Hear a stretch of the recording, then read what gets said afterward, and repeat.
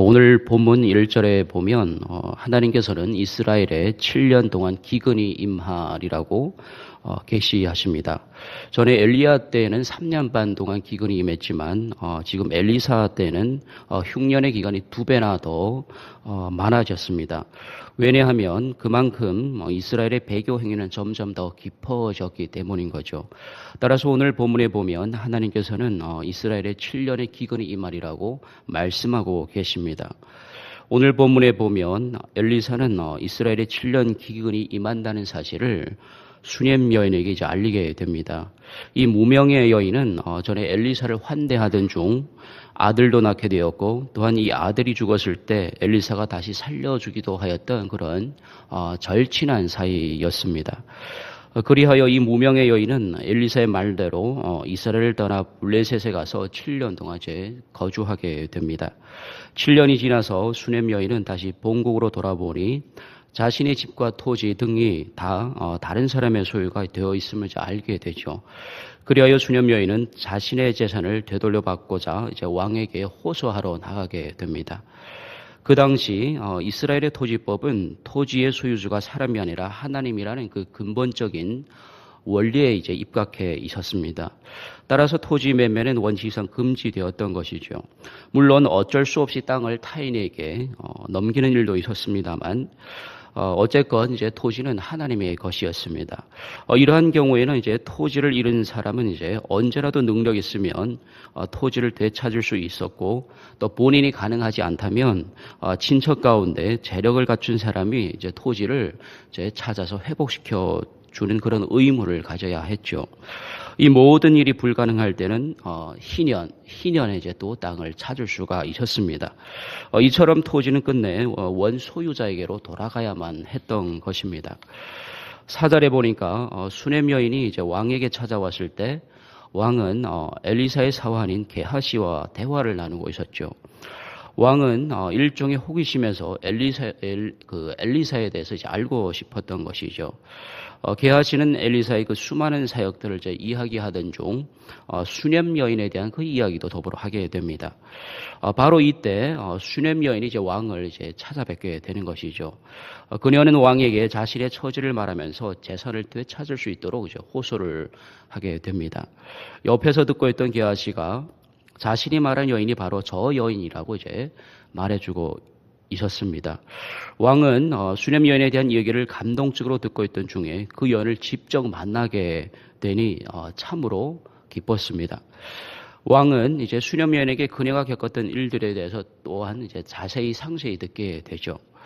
모든 이야기를 다 들은 왕은 이제 한 명의 관리를 세웁니다. 그래서 그네의 전 재산은 물론이거니와 이제 그네가 없는 동안에 그네의 땅에서 났던 그 모든 소출을 되찾을 수 있도록 이제 명령하게 되죠. 이로써 이 수넴 여인은 하나님의 섭리하에 또다시 큰 은혜를 이제 입게 되었던 것이죠. 그렇다면 여러분, 수넴 여인의 이야기를 들으면서 어떤 생각이 드셨습니까? 사실 오늘 8장의 핵심은 이름 모를 무명의 수넴 여인의 이야기라고 할 수가 있죠. 왜냐하면 수넴 여인의 이야기는 땅을 되돌려 받는 이야기인 것이요. 다시 말해서 땅의 회복에 관한 이야기라는 것입니다.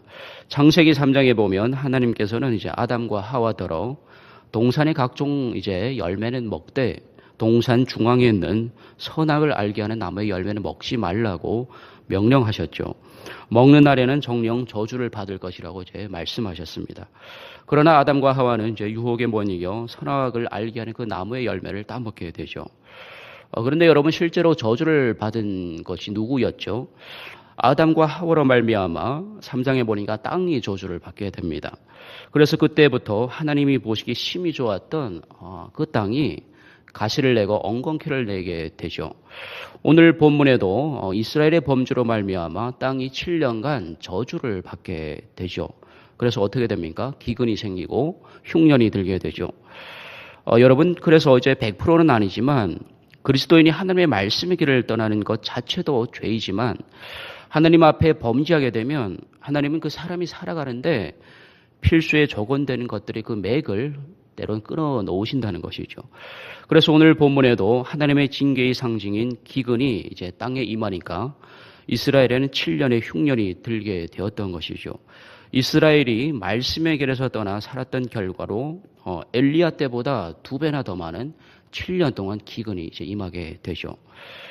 그러나 하나님을 사랑했던 이름 모를 그 수냄 여인, 그 여인은 하나님이 피할 길을 주셨다는 것이죠. 흉년이 끝나자 땅도 돌려주었을 뿐더러 그동안의 모든 소출까지도 이제 돌려주게 되었던 것이죠. 그런데 여러분, 하나님이 수렴 여인을 그렇게 사랑한 이유가 과연 무엇일까요? 그것은 이제 수렴 여인의 이웃에 대한 그 작은 배려의 마음씨 때문이었죠. 열왕기하 4장에 보면 하루는 엘리사가 수넴에 이르렀을 때 이 수렴 여인이 배고픈 엘리사에게 음식을 대접하죠. 그런데 열왕기하 4장 8절에 보면 엘리사가 그곳을 지날 때마다 음식을 먹으러 그리로 들어갔다라고 이제 기록하고 있습니다. 그리고 4장 9절 10절에 그 여인이 자기 남편에게 이렇게 말합니다. 항상 우리를 지나가는 이 사람은 하나님의 거룩한 사람인 줄 내가 아노니 청하건대 우리가 그를 위하여 작은 방을 담 위에 만들고 침상과 책상과 의자를 촛대를 두사이다라고 이제 자기 남편에게 말하죠. 그래서 그가 우리에게 이르면 거기서 머물리이다라고 이제 수냄 여인이 자기 남편에게 얘기를 하는 거죠. 그런데 문제는 눈치 빠른 엘리사는 그 여인의 마음을 벌써부터 읽었던 것이죠. 그래서 4장 13절에 내가 이같이 우리를 위하여 세심한 배려를 하였으니 내가 너를 위하여 무엇을 하랴라고 이제 엘리사가 여인에게 물었던 것이죠. 여러분, 하나님이 주목하였던 것은 이 수냄 여인의 일상에서의 그 작은 배려, 작은 섬김이었다는 것이죠. 그렇습니다, 여러분. 이처럼 하나님은 우리에게서 그 어떤 큰 위대한 것을 원하는 것이 아니시죠. 그것보다는 일상에서의 우리의 작은 섬김, 작은 배려, 그 작은 헌신을 더욱 기뻐하시고 주목하시고 기억하신다는 것이죠. 그러므로 그리스도인의 하루하루의 삶의 영성은 참으로 중요한 것이죠. 일상에서의 말 한마디, 작은 행동 하나, 그것에 따라서 하나님이 영광을 받으실 수도 있고 하나님이 이름에 먹칠을 할 수도 있다는 것이죠. 무명의 수렴 여인의 작은 섬김을 주목하셨던 하나님은 그 섬김을 그냥 지나쳐 버리지 않으셨죠. 하나님은 그 작은 섬김을 기억하셨다는 것이죠. 그래서 오늘 8장에서 그 여인에게 피할 길을 보이셨고 흉년이 끝나자 땅도 되돌려 주셨고 또한 7년 동안의 소출도 되돌려 주셨던 것이죠. 여러분, 우리가 꼭 기억해야 할 것은 하나님은 절대 우리의 일상에서의 그 작은 섬김, 작은 배려를 절대 지나치지 않으신다는 것이죠. 반드시 기억하신다는 것이죠. 우리가 삶을 살아가며 있어서 일상에서 작은 섬김, 작은 배려를 할 때 사람들은 비록 알아주지 아니할지라도 세상은 몰라도 그러나 하나님은 주목하고 계시고 기억하고 계신다는 사실이죠. 그런데 여러분, 이름 모를 수렴 여인은 이토록 하나님을 사랑하는데 오늘 수렴 여인의 이야기에 이어서 등장하는 베나닷 왕이나 유다의 여호람 왕이나 아시아 왕은 어떠합니까? 너무나 비교가 되죠. 비교가 되어도 참으로 비교가 많이 됩니다. 그 비교가 어떤 비교입니까? 소유의 비교도 아니죠. 소유의 비교라면 일개 가난한 한 여인과 유다 왕들의 비교는 말도 안 되는 거죠. 또한 지위의 비교도 아닙니다. 한 남편의 아내로 한 아이의 어머니로서의 여인과 왕으로서의 그 지위의 비교도 말도 안 되는 것이죠. 그렇다면 과연 어떤 비교입니까? 그 비교는 바로 코람데요. 하나님 앞에서의 삶의 질적인 비교라는 것이죠. 이름 모를 수냄 여인은 하나님 앞에서 자금 섬김으로 하나님을 기쁘게 했던 반면에 베나닷이나 여호람이나 아시아 왕은 어떠했습니까? 한마디로 하나님의 길을 떠나서 죄악의 길로 달려갔던 것이죠. 자기의 병 치료를 위해서 예물로 하나님을 달래려 했고 이방 여인과 결혼하고 우상을 섬기고 온 나라에 우상이 물들게 했던 장본인들이었다는 것이죠. 이처럼 이름 모를 수렴 여인과 유대 왕들의 모습은 대조되어도 너무나 대조되는 것이죠. 여러분, 우리가 아무리 성공해도 또한 아무리 왕들처럼 모든 것을 다 누리고 소유해도 하나님의 말씀을 떠난다면 그게 무슨 가치가 있고 의미가 있는 것이겠습니까?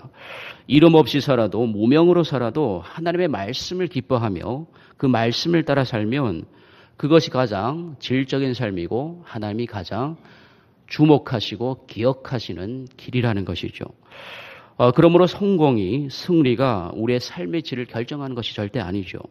오직 하나님의 말씀을 따라 사느냐, 그렇지 아니하느냐가 우리 삶의 질을 결정한다는 것이죠. 이름 없이 살아도 오직 하나님의 말씀 안에서 말씀을 따라 사는 것, 그것이 코람데오의 삶인 것이죠. 하나님은 그 삶을 주목하고 계시다는 것이죠. 하나님이 주목하고 기억하고 계시면 그만큼 더 기쁜 일이 어디에 있겠습니까? 아브라함은 하나님이 가라고 하니까 그냥 갔습니다. 그래서 아브라함은 믿음의 조상이라 칭함을 받았죠. 예수님도 인간 세상으로 가라고 하니까 그냥 오셔서 십자가를 지셨죠. 그래서 하나님 우편에 앉으셨던 것이죠. 그렇습니다, 여러분. 꼭 기억하십시오. 약속의 말씀 안에서 말씀을 따라 살며 우리의 일상에서의 작은 섬김, 그 작은 배려가 하나님이 기뻐하시고 그것을 주목하신다는 사실인 거죠. 그런데 여러분, 아까 오늘 본문은 땅을 회복하는 이야기로 말씀을 드렸는데 사실 구약에서는 토지나 밭이나 등 땅의 회복에 대해서 이제 말이 말하고 있습니다. 그런데 신약에 와서는 이 땅의 이야기가 어떻게 바뀝니까? 이 땅의 이야기는 눈에 보이는 이제 땅의 얘기는 오늘날 우리 신약에서는 이제 심령의 이야기로 이제 바뀌게 되죠. 그래서 예수님 마태복음 5장에서 우리의 마음에 관한 8가지 이야기, 즉 팔복에 관해서 말씀하고 있는 것이죠. 그러므로 오늘 땅의 이야기는 결국 우리의 심령의 회복을 말씀해 주고 있는 것이죠. 우리가 마음을 돌이킬 때, 속사람이 변화될 때 이 땅의 진정한 하나님의 나라가 넓혀져 가게 되고 더 나아가 저 땅인 새하늘과 새 땅, 그것이 우리를 기다리고 있다는 것이죠. 그러므로 하나님 나라의 확장은 우리를 통해 이 땅에서 날마다 이루어져 가야 하는 우리의 희망이고 저 땅인 새하늘과 새 땅은 우리의 소망이 되어야 한다는 것입니다. 그렇습니다. 하나님은 오늘도 이름 모를 수냄요한을 통하여서 우리의 심령이 회복되기를 원하십니다. 우리의 일상에서 작은 섬김, 작은 배려로 살아가기를 원하시는 것이죠. 오직 약속의 말씀대로 살기를 원한다는 것이죠. 그럴 때 사람들은 비록 알아주지 아니할지라도 세상은 몰라도 오직 하나님은 주목하고 반드시 기억하신다는 것입니다. 이 새벽에 우리를 주목하시고 우리의 작은 섬김, 작은 배려를 기억하고 계신 그 하나님이 오늘도 우리의 삶을 인도해 주시고 보호해 주실 것입니다. 이러한 은혜가 이 새벽에 저와 여러분과 함께 하시기를 우리 주님의 이름으로 간절히 축원드립니다.